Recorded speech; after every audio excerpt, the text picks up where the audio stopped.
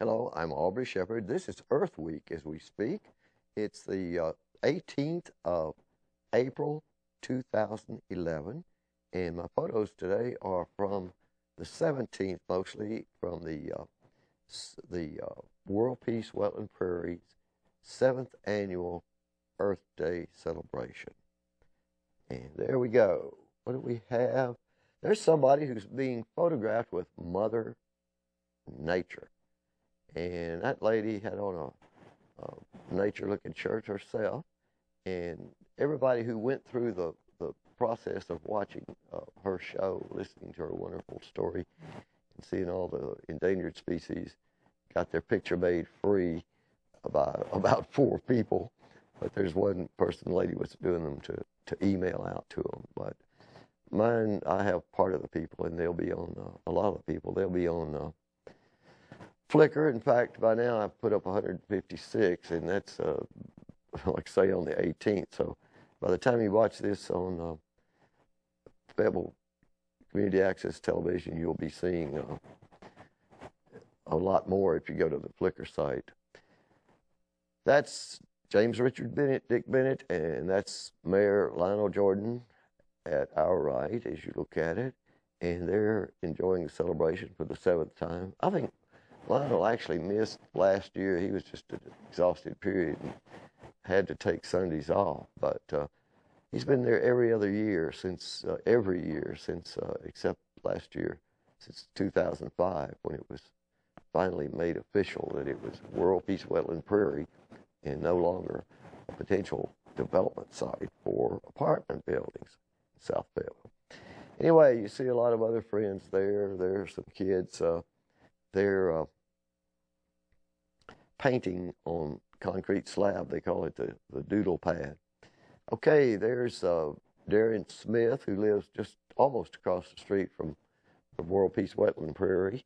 And at back, that's Kurt Richardson. He lives directly across the street. And there's his wife, Jennifer Creel. And there, of course, is Mayor Jordan sitting on the butterfly garden wall, which was built by Kurt. And it was in honor of his daughter, their daughter, who was left us sadly by some disease. We're not sure what happened to her, but it was a quick, sudden illness in 2005. She was a wonderful child and knew much about nature and loved the park. Okay, that's the Omni booth. Omni Center for Peace, Justice, and Ecology paid for 1/5 of the price of buying that land to help the city buy the land. And there's one of my neighbors and some people who came there. Notice the lady with the crutches. She's got, she's adopted a kitten. Somebody walked up with a kitten and it was quickly adopted. And the same lady came back, and I think she had at least 3 of the 5 kittens in the litter. I never did know exactly where she lived, but she was there with a purpose. She was enjoying things. But there's another kitten got adopted. That's Diana Smith that left watching. She's Darren's mother, and she lives directly across from my house, just to the slightly to the north of the park. We live adjacent to the park. Anyway, there is the music circle at World Peace Wetland Prairie on Earth Day 2011, and you'll recognize some of these people from their performances in various shows around town. And basically, they're just about all professionals, but a lot of people who are not real professionals were involved in that. And of course, Kelly Mulholland was there most of the time. And Donna came over from her other project and sang a few songs with them. So it was kind of a group sing. There's some young ladies sitting in the shade on the edge of the Big Peace Circle garden at World Peace Wetland Prairie. And it was kind of warm. Those ladies were sitting out in the sun. They're on the north edge of that Peace Circle. And they were having a good time despite the bright warming afternoon. It approached hot if you're out there running around and actively. And there that's the view east from the west end of the Peace Circle, and you can sort of imagine how it looks from the air when you see those gardens split up by more rock work by Kurt Richardson, whose house is just at the right in that picture. Okay, there's some of the regulars in Fayetteville Environmental Action, and they attend a lot of meetings, and they support a lot of things, and they go hiking and bird watching, and they're my age, or approximately. There's a little girl who was a little shy about having her picture made, but in a second you'll see her mother held her up, and she got photographed there. And so they're on the far southeast, southwest edge. Yeah, there she is. And they're enjoying the comfort of a beautiful natural stone bench that Kurt made. And various people are doing various things. A lot of them were out back seeing if they could find any native plants coming up. I talked with some of them and walked with some of them and showed them a few. Okay, that was Mother Nature again. Donna Sterna of Still in the Hill and Toucan Jam fame. Thanks to all who came out, and I hope you'll come next year if you missed this year. Till next time, this is Aubrey Shepherd asking you to do your part to help keep the water clean, the air pure, and the woods green. That's what World Peace Wetland Prairie does. Thank you. Hello, I'm Aubrey Shepherd, and it's the 21st of April, 2011, and we're doing more photos for Earth Day. Well, there's Uvalde Lindsay, and he's a state representative these days, and has been an important mover and shaker in Arkansas for many years. Okay, now we get closer to some photos of flowers and such. There's the riparian zone of the Spout Spring Branch, a place I may have shown you a week or two in the past.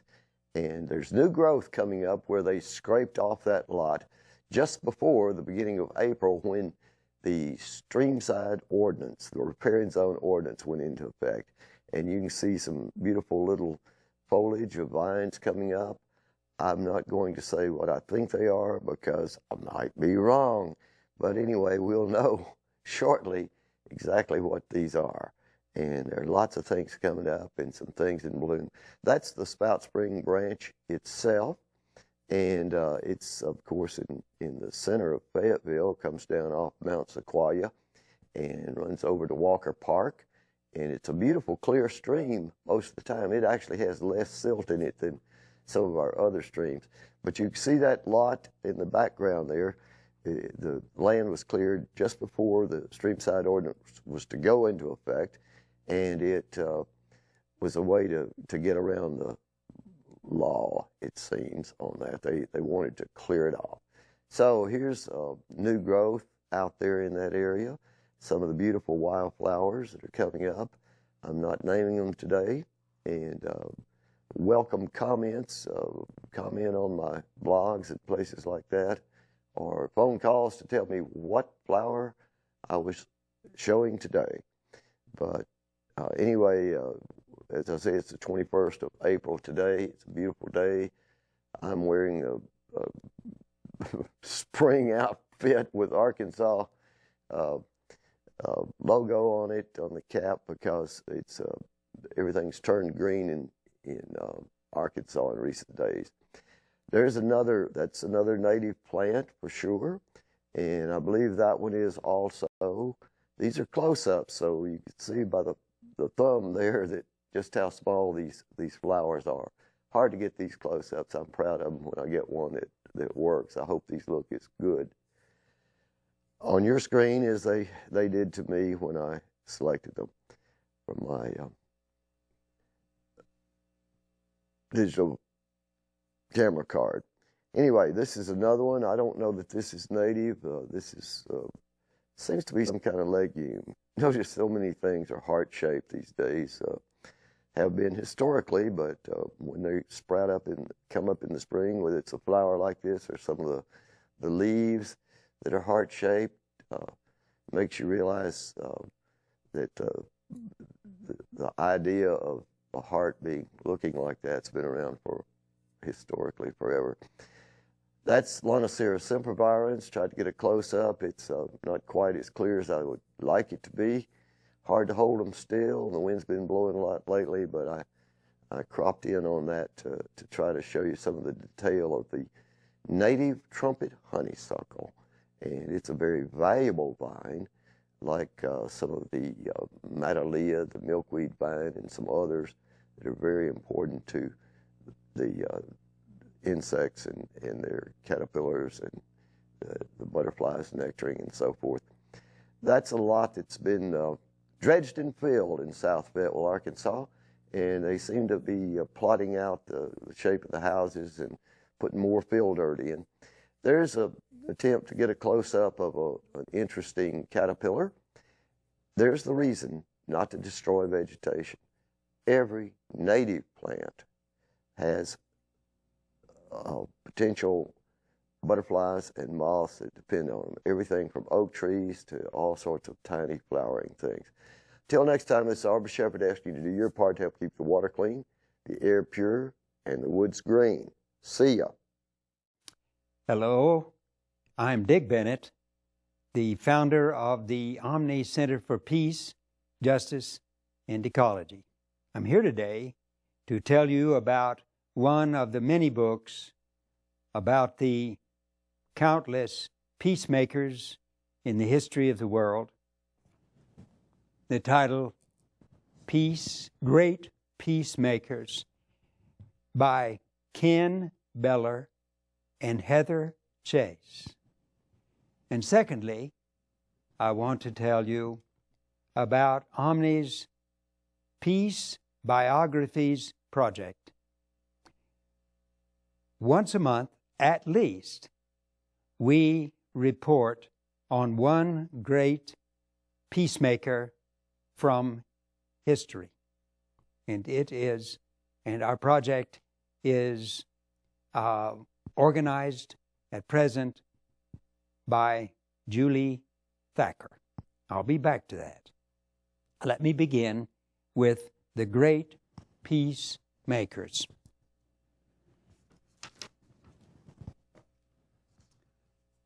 Henry David Thoreau, Mahatma Gandhi, Martin Luther King Jr., and Wangari Maathai. These are the great peacemakers and justice makers whose lives are told about in the book Great Peacemakers by Ken Beller and Heather Chase. I'll just focus for a second on one of these peacemakers, Henry Salt, who was born in the mid-19th century. He created the creed of kinship among humans and animals and all species, the creed of kinship for peace and justice in the world. He was believed to be the first person to advocate a movement for animal rights. English scholar Henry Salt redefined humanitarian to mean one who has compassion for both humans and animals. So I dedicate my reading from the biography of Mr. Salt to the animal shelter of Fayetteville and animal shelters of Arkansas, and to the many private rescuers we have just in Fayetteville alone, but throughout Northwest Arkansas and Arkansas. This book has received 5 book awards, including the International Peace Writing Award, the Skipping Stones Honor Award, and 3 National Indie Excellence Awards. This is only one of the many books used by Omni for its Peacemakers Biographies, that is a project coordinated by Julie Thacker. And I'll read to you and conclude with Julie's statement of purpose. I just want readers to be inspired by these biographies. I want our current generation to learn about these people who devoted their whole lives to promoting peace, justice, and ecology.